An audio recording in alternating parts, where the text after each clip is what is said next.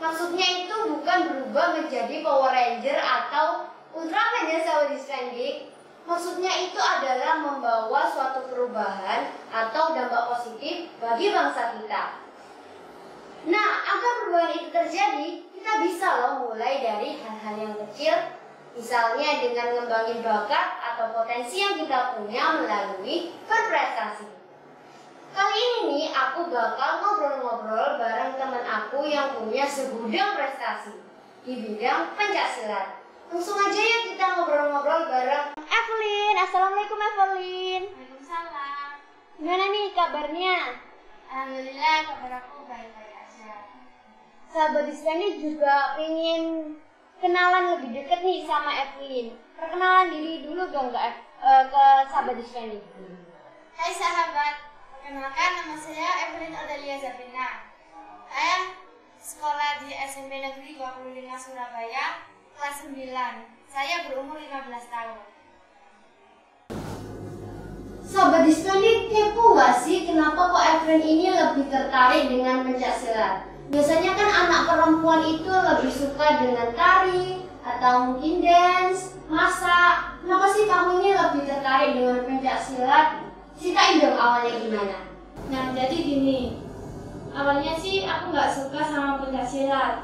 Waktu SD itu cuman ngejar jadi atlet berenang.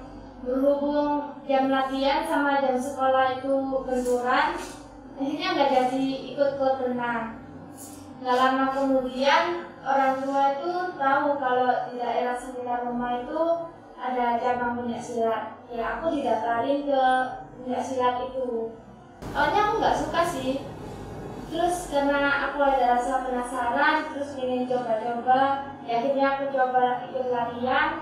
Terus nggak lama ikut pertandingan. Nah, alhamdulillah menang. Dari situ aku udah mulai suka sama pencaksilat.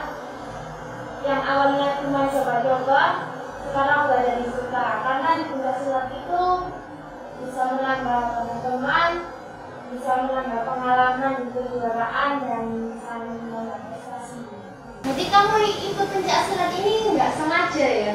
Iya, cuma tiba-tiba aja. Itu waktu umur berapa sih kamu mulai tertarik dengan pencaksilat ini? Nah, aku tertarik dengan pencaksilat itu mulai umur 10 tahun atau kelas 4 SD. Aku tertarik dengan pencaksilat itu karena pencaksilat keren, terus seru gitu. Wih, sahabat Dispendik, kelas 4 SD loh Evelyn ini mulai berkecimpung di dunia pencaksilat. Kan kelas 4 SD ngapain ya yuk? Aku kayaknya waktu kelas SD itu pulang sekolah sambil lihat TV terus sambil rebahan lagi. Oh iya Evelyn, kamu ini kan tadi aku bilang punya segudang prestasi. Kasih tahu dong apa aja prestasi yang kamu punya. Nah, alhamdulillah sih udah cukup banyak prestasi yang udah aku raih. Aku pernah menjuarai di U2SN tingkat kota juara 1, U2SN tingkat provinsi juara 1, AASN tingkat kota juara 1, Jakarta Championship juara 1, dan UN Surabaya National Championship juara 1 juga. Wih, banyak banget ya. Berarti Evelyn ini udah pro banget pencaksilatnya. Kalau lomba yang pertama kali kamu ikutin apa sih? Pertama kali kejuaraan itu aku ikut di Kapal Press Cup. Itu menang nggak? Alhamdulillah itu pertama kali udah juara 3. Wow, keren ya. Wah, baru pertama kali ikut lomba udah bisa menang juara 3 lagi. Kamu ikut lomba kan banyak ya.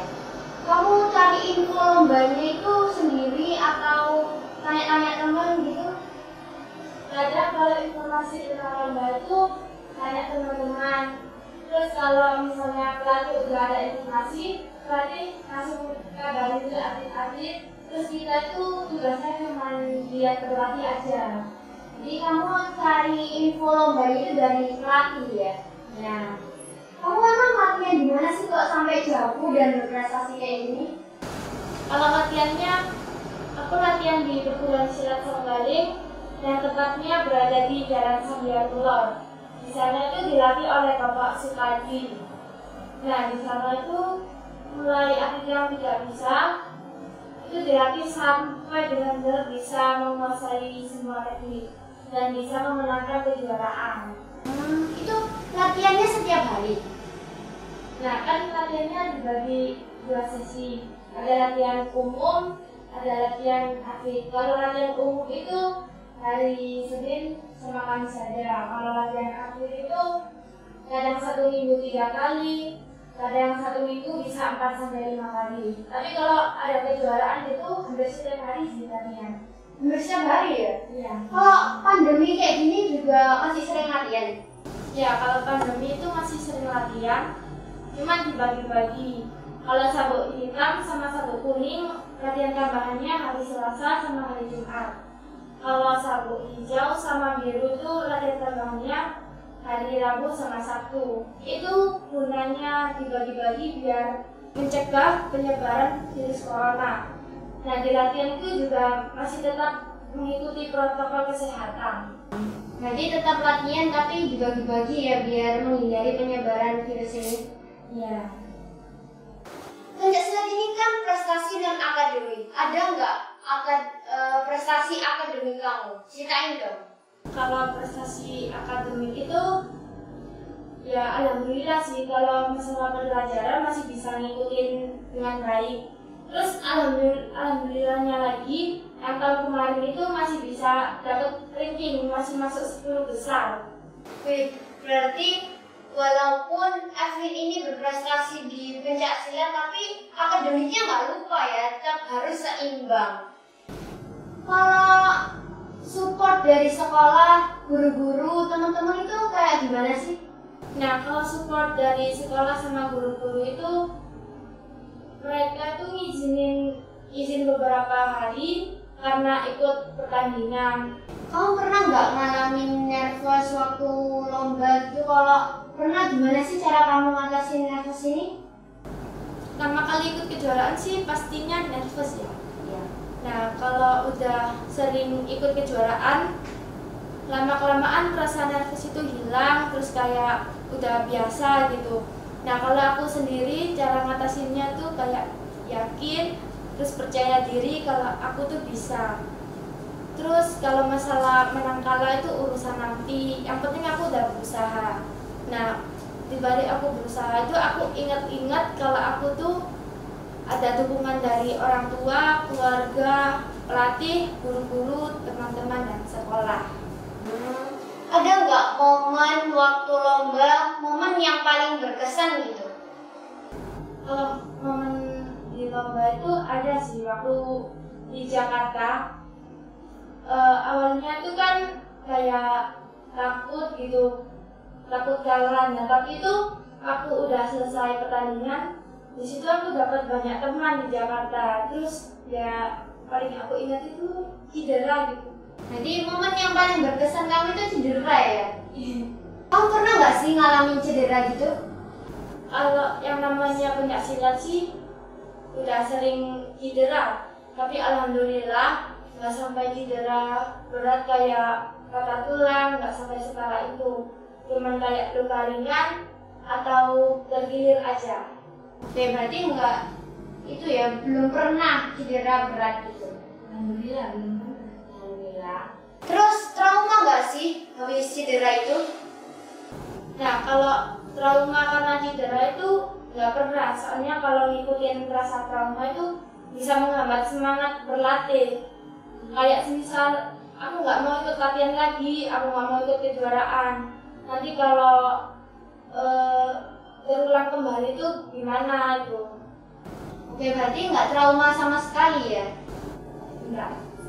Keren banget ya Evelyn ini, walaupun cedera tetap dia itu nggak patah semangat gitu.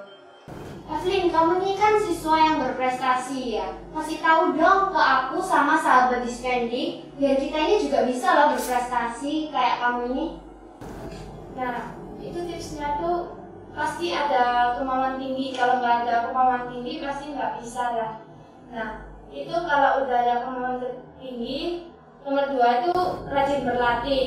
Terus yang ketiga itu semangat berlatih, semangatnya nggak boleh kendor. Dan yang utama itu wajib berdoa, karena berdoa itu kunci kesuksesan. Sahabat Dispendik, dari tadi kita udah ngobrol-ngobrol, udah tanya-tanya kesehariannya Evelyn ini gimana. Sekarang gimana kalau kita main game bareng Evelyn? Jadi gamenya adalah Evelyn harus nyanyi Topi Saya Bundar, tapi huruf vokalnya diganti dengan I. Nah, siap nggak Evelyn? Siap. Oke, 1, 2, 3. Tipis ii pinggir, pinggir tipis ii, kiri titi pinggir, dikit tipis ii. Wow, suaranya Evelyn ini ternyata enak ya. Selain pencak silat, dia juga jago nyanyi. Kamu punya nggak keinginan gitu mau jadi penyanyi selain jadi atlet pencak silat? Ada sih, jadi penyanyi di kamar mandi aja nggak cukup. Kalau nyanyi di kamar mandi yang dengerin Cica dong. Iya juga sih. Mungkin sahabat Dispendik kepo nih, kalau Evelyn ini kalau lagi lomba pencak silat itu kayak gimana sih? Kayak tunjukin dong ke sahabat Dispendik. Sekarang ajarin juga boleh.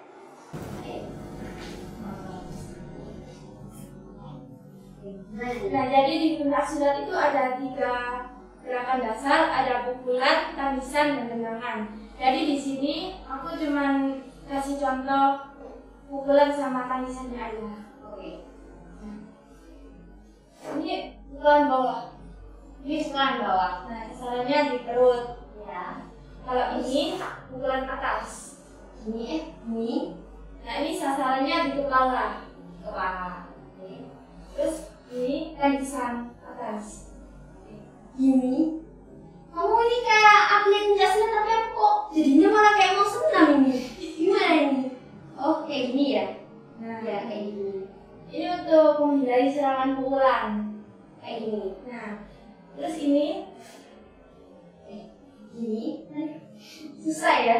ini tangisan bawah menghindari serangan tendangan. Menghindari serangan tendangan. Ya, ya. Oke, terima kasih ya Evelyn udah datang di podcast ini, udah menginspirasi dan udah mau sharing gimana sih dunia pencak silat itu. Oke, sama-sama. Nah, sahabat Dispendik, intinya adalah apapun bakat kalian itu bisa berprestasi asalkan kalian mau berusaha, pantang menyerah, dan jangan lupa berdoa. Sahabat Dispendik, jadilah pelajar yang menginspirasi, menoreh banyak prestasi, dan memotivasi. Saya Luna, Saya Evelyn. pamit. Terima kasih. Wassalamualaikum warahmatullahi wabarakatuh. Salam prestasi.